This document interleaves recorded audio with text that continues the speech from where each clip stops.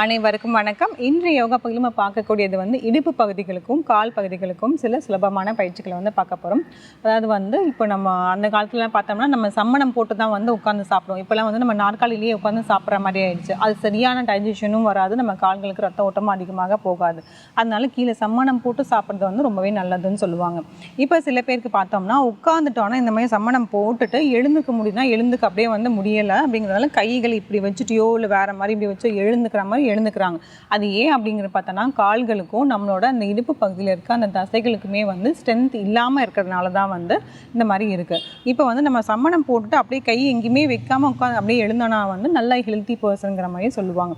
So இப்போது இந்த கால்களுக்கு நல்ல பயிற்சிகளை நம்ம பார்க்க போகிறோம். கால்களுக்கும் இடுப்பு பகுதிகளுக்கும் பார்க்கலாம்.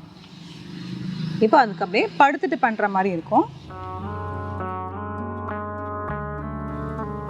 நல்லா இப்படி நேராக படுத்துட்டு ரெண்டு கால்களுமே நல்லா ரெண்டு காலுமே சேர்த்து வச்சுட்டு இந்த கால் பகுதி டோஸ் மட்டும் நல்லா இப்படி ஃபார்வர்ட் பண்ணிட்டு அப்படியே இப்படி பேக் பண்ண போகிறோம். அப்போ நமக்கு என்ன ஆகணும்னா நம்ம கால் பகுதியில் இருக்கிற அந்த நரம்புகள் சரி நல்லாவே தளர்வடி ரத்த ஓட்டம் நல்லாவே அதிகமாக போகும். அது இங்கே இந்த இடத்துல இழுக்கிற மாதிரி இருக்கும். இப்போ நம்ம டோஸை இப்படி முன்னாடி பண்ண போகிறோம். அப்போ இந்த இடத்துல இருந்து இந்த காலில் எல்லாமே தசைகள் நரம்புகள் எல்லாமே நல்லா நிகழ்வு ஏற்படும்.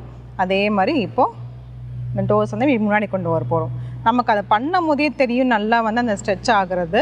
இப்போ அதே மாதிரி இப்படி டோஸ் நல்லா இப்படி ஃபார்வர்ட் பண்ண போகிறோம். ரெண்டு காலையும் சேர்த்து வச்சுட்டு பண்ணணும்.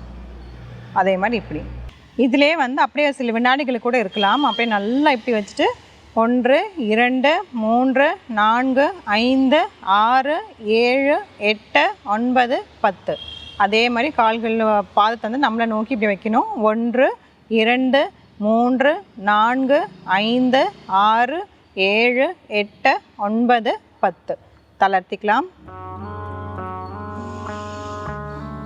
இந்த கால் பகுதி ரெண்டுமே கரெக்டாக நேராக வச்சுட்டு பண்ணும்போது பார்த்திங்கன்னா அந்த அலைன்மெண்ட் நமக்கு நல்லாவே கரெக்டாக இருக்கும். இப்போ அடுத்த பயிற்சி நம்ம எப்படி பண்ணுறோன்னா கால்களை மடக்கி இடுப்பு பகுதியை இப்படி மேல் நோக்கி நம்ம தூக்க போகிறோம். மேல் நோக்கி தூக்கிட்டு அப்படியே கீழே வைக்க போகிறோம். கைகள் ரெண்டுமே இப்படி வச்சிடலாம். இடுப்பு பகுதி நல்லா இப்படி மேலே தூக்கிட்டு இப்படி கீழே வைக்க போகிறோம். கால் பாதம் நல்லா கீழே அழுந்தி இருக்கணும். 2 3 4 5 6 7 8 9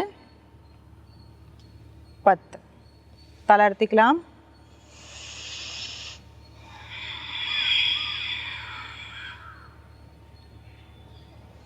இப்போ அடுத்த பயிற்சி இதே மாதிரி காலை மடக்கிட்டு இந்த கால் மேலே இப்படி காலை போட்டு இந்த காலை நல்லா இப்படி ஓப்பன் பண்ணுறோம். அப்போ பார்த்திங்கன்னா நம்மளோட இந்த இடுப்பு பகுதி இந்த பெல்விக் ரீஜனாக இருந்தாலும் சரி இந்த பின்னாடி இருக்க மசில்ஸாக இருந்தாலுமே சரி நல்லாவே ஸ்ட்ரென்தன் ஆகும்.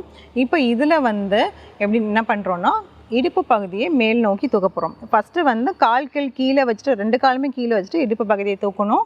இப்போ இந்த கால் மேலே காலை போட்டுட்டு இடுப்பு பகுதியை நல்லா அப்படி மேலே தூக்குறோம். 2 3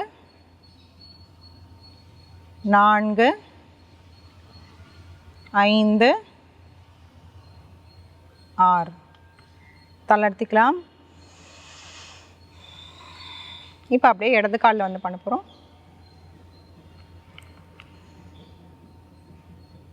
1 2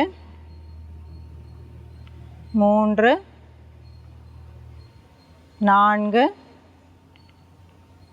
5 6 தளர்த்திக்கலாம்.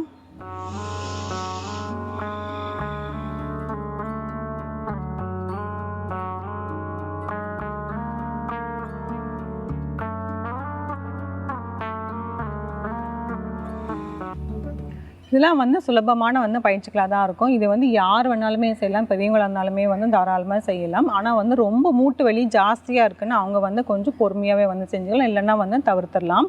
மற்றவங்க எல்லாருமே வந்து தாராளமாக வந்து செய்யலாம். இடுப்பு பகுதிகளுக்கும் கால் பகுதிகளுக்குமே வந்து ஸ்ட்ரென்தன் பண்ணுறதுக்காக வந்து இந்த ஆசனங்கள்லாம் வந்து இந்த பயிற்சிகளை வந்து பார்த்துட்டு இருந்தோம். முயற்சி செஞ்சு பாருங்கள். மீண்டும் அடுத்த பகுதியில் சந்திக்கலாம்.